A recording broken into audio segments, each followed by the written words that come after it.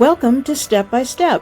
Every Saturday at 4 p.m., I'm painting and taking you along on the journey, step by step. As many of you know, when someone offers me some free orphan furniture, I cannot refuse. So someone brought me these 3 chairs last Saturday. Immediately, I fell in love with them. I loved the way the seats were flat, and I knew right away that they would become a bench. So I lined them up and started doing some dreaming and scheming, and this is the planning stages of any project, but I was inspired by the design in the back. I loved the way the chairs were just all natural, no finish on them. They were really rough and needed sanded, but I loved that design. It just immediately reminded me of something kind of Aztec inspired or kind of bohemian. So that made me think about JRV Stencils, and I was planning my design from there. These are the Mexican embroidery stencils from JRV or Jamie Ray Vintage Stencils. These are the same stencils that we used on the border of our rug in the studio. I just love these designs, and I think they lend themselves to so many different types of projects. But I was really excited about using it in these chairs. So the work begins to repair some spots that needed it. So there was a big gap.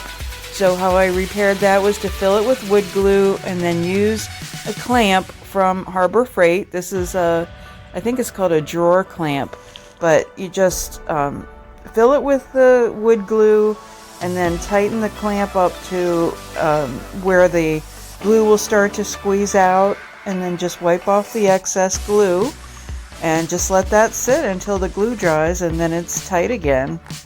And then here was a spot where there was like a big raise in the finish, sort of like a splinter, but it needed smoothed out. So I used Dixie Belle's mud on that to smooth out that surface.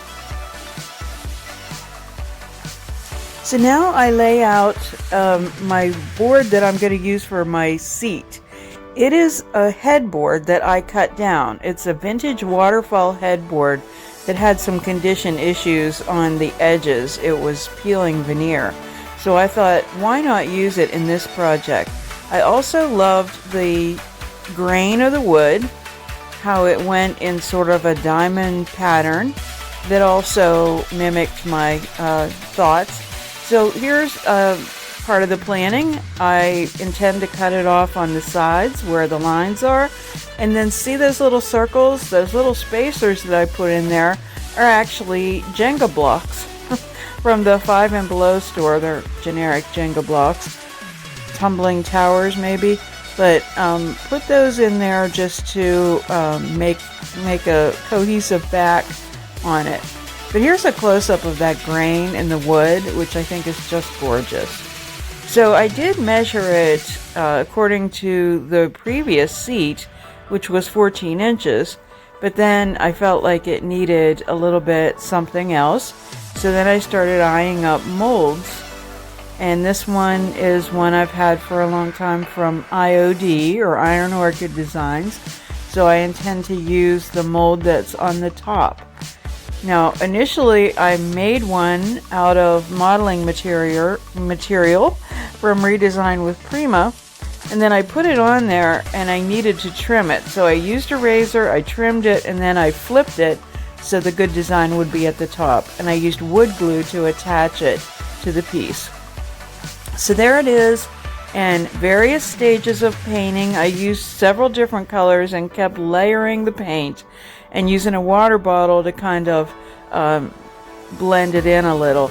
I also used some glaze, some grunge glaze, and some wax from Dixie Belle to give me the final look that I was going for.